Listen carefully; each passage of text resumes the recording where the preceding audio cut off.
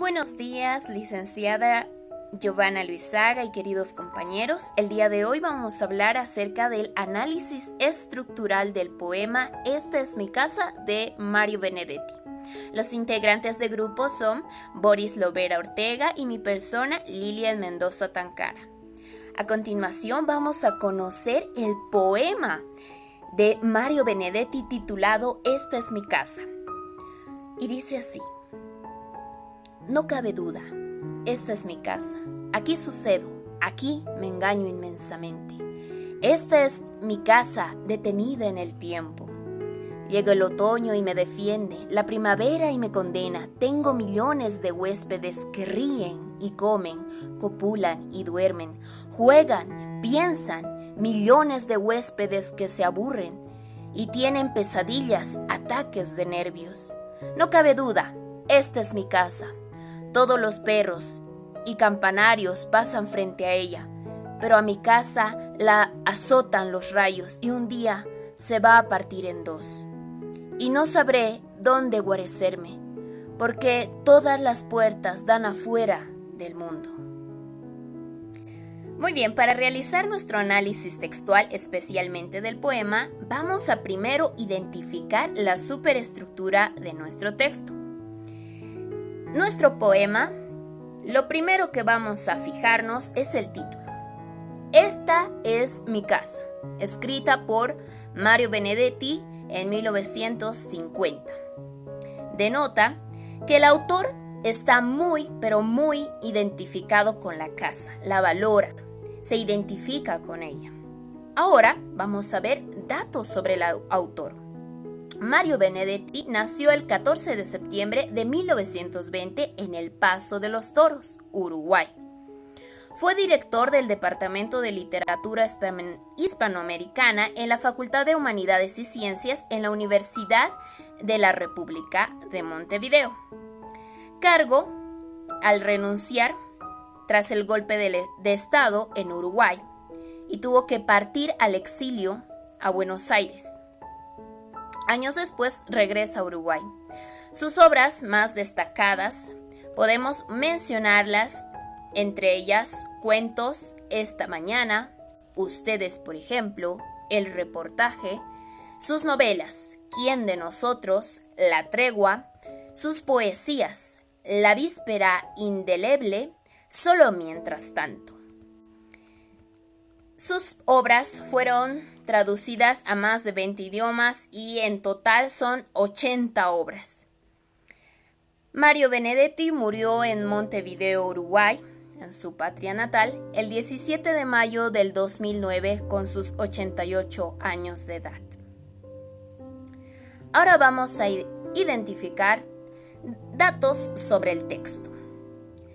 Nuestro texto se va a centrar más de todo al género lírico, perteneciente al subgénero de la poesía, ya que sus estrofas se caracterizan por su expresión de belleza que el autor expresa por su casa. Muy bien, con respecto a la estructura externa del texto, podemos ver en el gráfico que nuestro poema está dividido por partes. La primera parte, el título y su autor. Luego, las 4 estrofas. La primera estrofa con 4 versos. La segunda con 8 versos. La tercera con 5 versos y la última con 2 versos. También es posible analizar la estructura interna del texto de este poema, el cual está dividido en 3 partes: trama, tono y espacio. En el trama podemos ver que el autor escribe en primera persona. Esto denota que va a expresar de manera emotiva la pertenencia y lo identificado que está con su casa. Revela también que añora los momentos vividos dentro y fuera de su casa. Además, se acongoja al pensar que cualquier circunstancia adversa, como son los rayos que azotan, las tormentas que azotan su casa, puedan despojarlo de su casa algún momento. ¿Dónde iría? ¿Qué haría sin su casa? Con respecto al tono, vamos a ver que este poema se caracteriza por tener un tono emotivo en la que el autor se inspira en lo más significativo que es su casa para él. Además, reconoce que todo sucede dentro de su casa, experiencias vividas que están llenas de emociones. Al decir claramente en este verso: tengo millones de huéspedes que ríen, comen, copulan, duermen, juegan, piensan, millones de huéspedes que se aburren. Con respecto al espacio, podemos destacar que el poema se centra y se va a desarrollar dentro de la casa propia del autor y de sus alrededores. Expresa así lo significativo que es su hogar para Mario Benedetti. Vamos a continuar con la explicación o exposición sobre el análisis textual que estamos haciendo al poema de Benedetti. En este caso yo voy a explicarles un poco de macroestructura y microestructura de dicho poema. La macroestructura básicamente se basa en las ideas principales que tiene el texto. Y para poder reconocer estas ideas principales, vamos a basarnos en 3 preguntas sumamente importantes. ¿Qué pasó primero? ¿Qué pasó después? ¿Y qué pasó finalmente? Bueno, inicialmente Benedetti hace referencia a que él es el único propietario o patrón de la casa en la que convive. Después hace mención a los sucesos o acontecimientos que han ocurrido en esa casa. Ya finalmente, Benedetti culmina haciendo una reflexión sobre la importancia de tener un hogar o una casa, ya que éste le brinda protección y amparo, o le ha brindado protección y amparo durante muchos años. Veamos ahora algún respaldo textual que viene directamente del poema de Benedetti. Como dice en primera instancia Benedetti: esta es mi casa, aquí sucedo. Es decir, que él es el único propietario, la única persona que vive ahí, el único dueño de esa casa. La segunda: tengo millones de huéspedes que ríen y comen, copulan y duermen, juegan y piensan. Millones de huéspedes que aburren y tienen pesadillas y ataques de nervios. Acá Benedetti hace mención a que su casa ha tenido una infinidad de visitantes, donde han pasado una infinidad de hechos y una infinidad de acontecimientos. La tercera idea: yo no sabré dónde guarecerme. Claramente dice: ¿qué pasaría si Benedetti vende su casa? Sería algo catastrófico, porque es el sustento, la protección que otro lugar no le daría. Continuemos. Ya tenemos acá el resumen o síntesis de las ideas que habíamos visto, las 3 ideas muy importantes del texto. Al inicio, el autor reconoce que es el dueño legítimo de la casa, porque recuerda las muchas vivencias dentro y en los alrededores de su casa. Todos, como mencionaba Benedetti, han pasado millones de personas y han pasado millones de acontecimientos ahí. Finalmente manifiesta su preocupación de qué sucedería si llega a perder a su casa por cualquier turbulencia.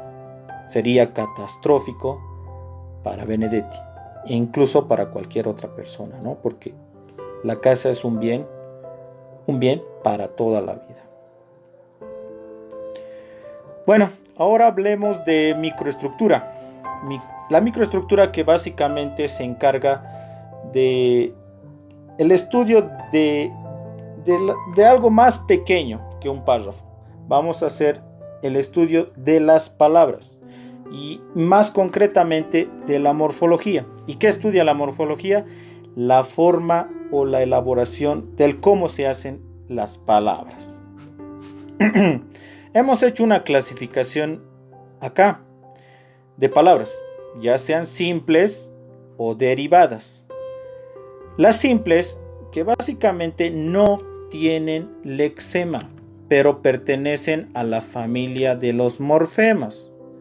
Por ejemplo, tenemos las palabras que hemos encontrado dentro del texto de Benedetti. No, mi, aquí, me, en, etc. Son palabras básicamente invariables, que pueden ser preposiciones, pueden ser artículos, conjunciones, relativos, entre muchos otros. Como dijimos, no tienen lexema, pero sí pertenecen a los morfemas, ya que son palabras de relación. ¿Y a qué tipo de morfemas pertenecen? A los libres. Veamos la otra clasificación. Las derivadas. Acá tenemos un listado de palabras derivadas. ¿Y por qué derivadas? Básicamente porque estas sí tienen lexema o sí tienen raíz. Todas las palabras que tenemos ahí también son sacadas del poema de Benedetti. Veamos un ejemplo. Tenemos la palabra casa. Su lexema o raíz llegaría a ser cas y su morfema a, llegando a ser, su tipo de morfema llegaría a ser un morfema trabado, ya que presenta un sufijo. Al azar veamos otro ejemplo. Tenemos el ejemplo de llega, un verbo. De igual manera, presenta una raíz o lexema y su morfema llegaría a ser a. Ya que esta sintácticamente es un verbo, pertenecería a los morfemas trabados, pero su morfema también pertenecería a las desinencias. Bueno, licenciada, eso sería todo por hoy. Le agradezco mucho. Hasta una otra oportunidad.